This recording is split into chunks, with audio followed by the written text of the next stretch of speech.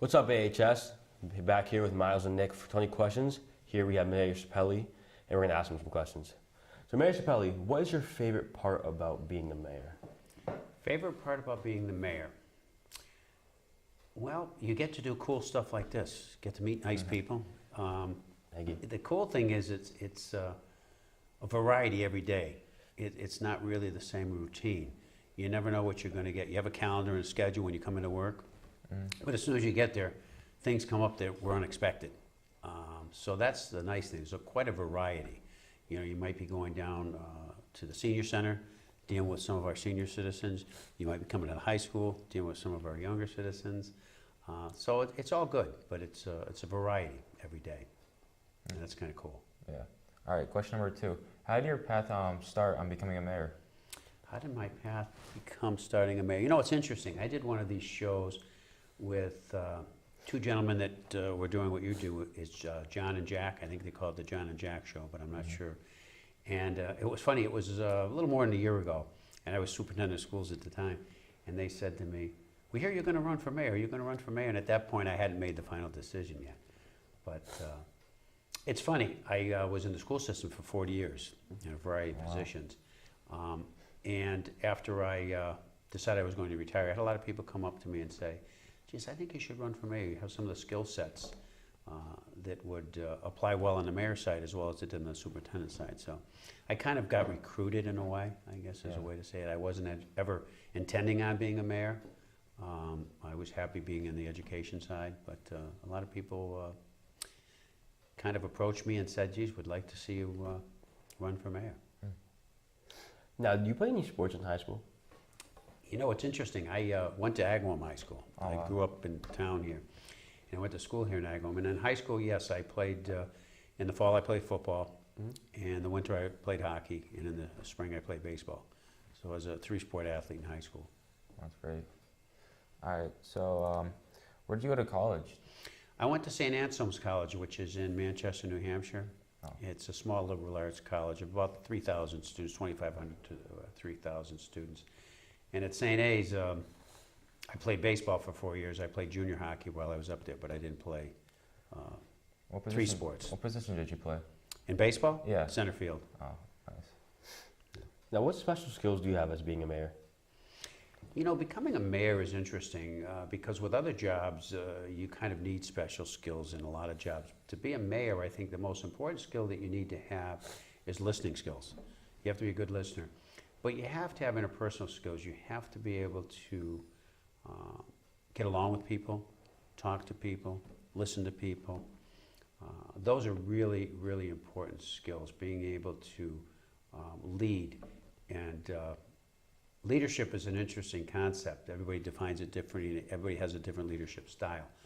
But you have to have leadership skills which, as I just said, are listening skills, communication skills, cooperative skills, and just always keep on the forefront that the main purpose is to do what the people that put you in office want you to do, not necessarily what you want to do, and always be open-minded and approachable.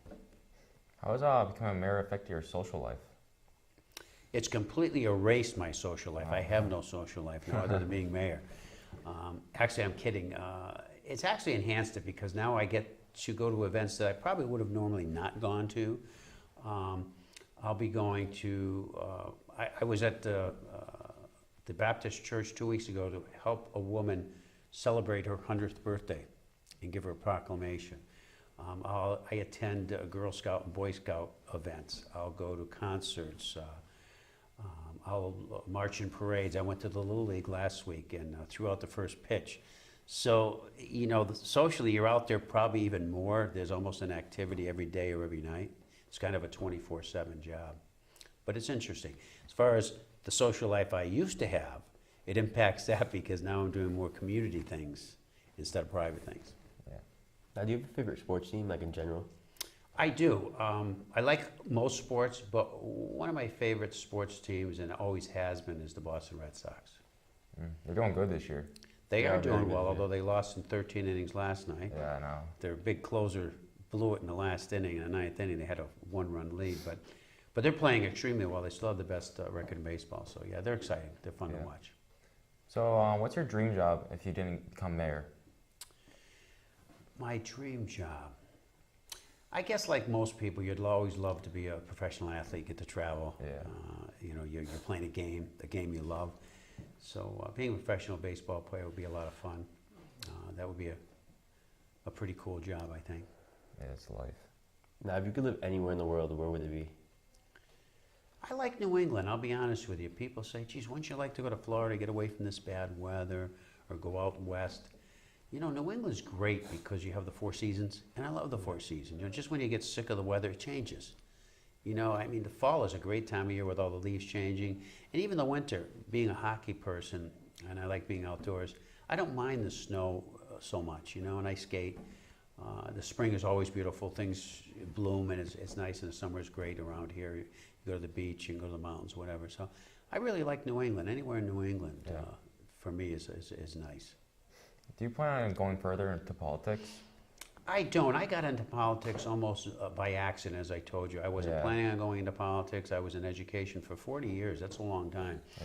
Yeah. I don't have any aspirations of moving up in the political world anywhere. Being mayor is something that was attractive to me because it's a community I grew up in, and I thought I could help the community do better and assist people in my own hometown and community. So that's why I ran for mayor, but I have no aspirations of going any further than mayor.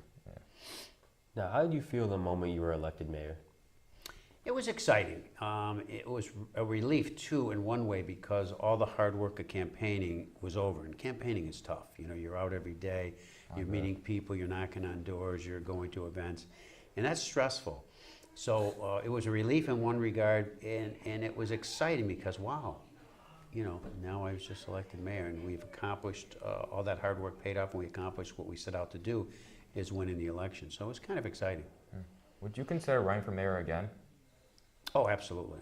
Yeah. Yes. You mean when this term is up? Exactly. Positively, yes. The thing in Agawam, it's a 2-year term, Mm-hmm. and in most communities now it's at least 4 years, because in 2 years you can't really accomplish a lot. I can't. And not only can you not really accomplish a lot with trying to implement your own strategies and ideas and thoughts, but after about 10 months, you have to campaign again because you have another election coming up shortly thereafter.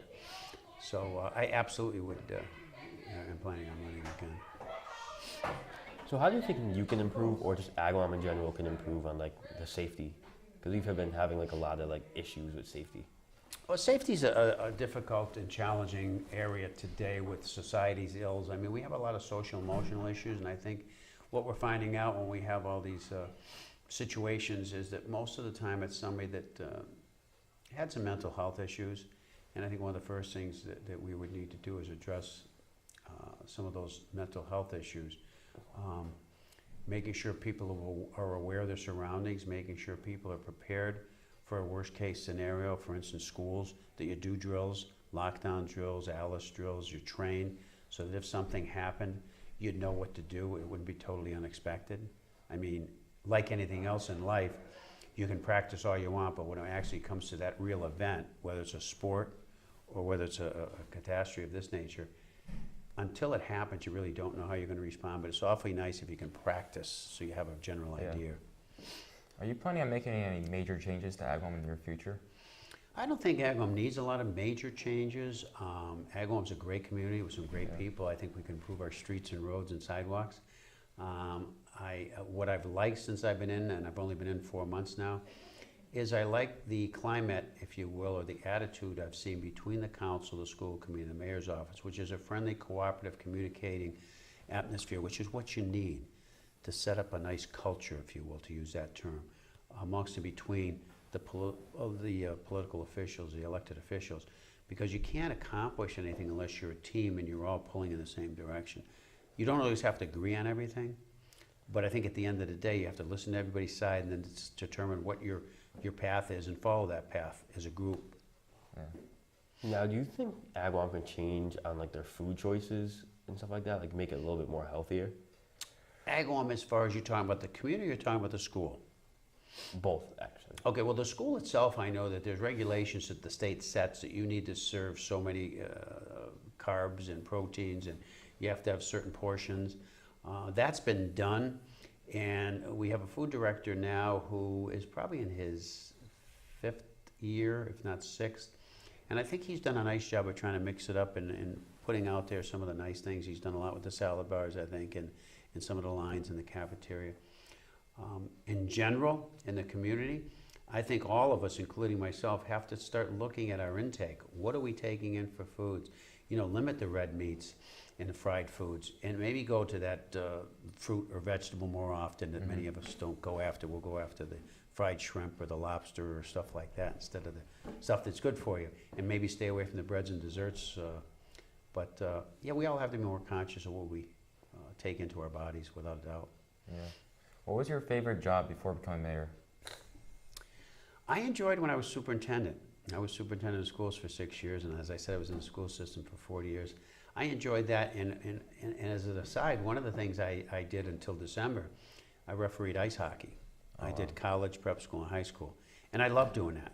You're out there skating, you're with the kids, and I did both men's and women's college level, and high school and prep, as I said, and I really enjoyed that. That was a lot of fun, and it was an outlet for me, other than your normal job, whether it was superintendent or mayor or principal.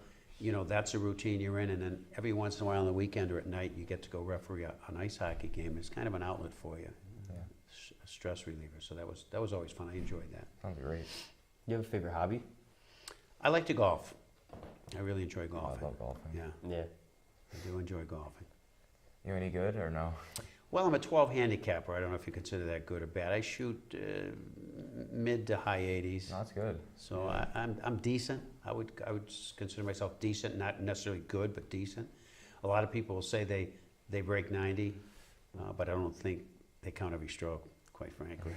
Honestly, I don't think that many people do. So I break 90 a good majority of the time, and once in a while I hit the 90, 91, 92. Yeah. If I'm having a terrible day, I'm in the 90s, but normally I'm in the 80s. That's great. How is the casino in Springfield going to affect Agawam? Well, I think in a positive way it's going to affect Agawam, hopefully, with people getting job opportunities. Yeah. You know, and I think maybe it'll bring business to some of our local business because we're right across the river. So when people are visiting the casino, I would hope and assume they might visit some of our stores and establishments and spend some money in town, which would be nice for Agawam. So I'll keep it positive. There are some negative sides that potentially could happen. People say crime rates can go up when you have that, but I like to think positive. I like to think that it's going to create more jobs, it's going to create more activity, it's going to bring more money into the area and district. So I think it's going to be a good thing. Yeah, me too. So it's going to be a big question, right? So how does time management play a role in your job? Oh, God, that is key. That is key because you have people pulling at you all the time. Everybody wants you to attend their event. Everybody wants your attention for a problem they have, whether it's their trash, whether it's their street, whether it's their neighbors or their street lights. So everybody wants a piece of you. So you really have to manage your time appropriately. And I have 2 great executive assistants who keep my calendar for me and keep me grounded. Today they came in to remind me I had a meeting going that was running late to get up here. And they'd knock on the door and tell me, remember you have that meeting at the high school with Miles and Nick. So time management is crucial. You really have to make sure you manage your time wisely because you have to fit an awful lot of information, activities into a given day. And as mayor, it's interesting because the day doesn't end at 4:30. There's night activities like, let's say, Monday night. I was at a meeting for stormwater with the stormwater subcommittee, and Tuesday night, last night, I was at a city council meeting to discuss the Walnut Street Extension Economic Development. Tonight I have to go to the teacher appreciation dinner, which I'm looking forward to. So every night there's something, so time management is really key. What are some responsibilities that come with being mayor?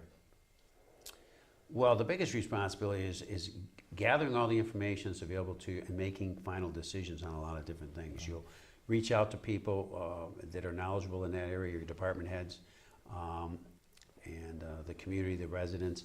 But at the end of the day, it's your decision to gather all that information and make the decisions that's in the best interest of the majority of the people. And that's difficult. That's always challenging. It's one of the most important things that you do.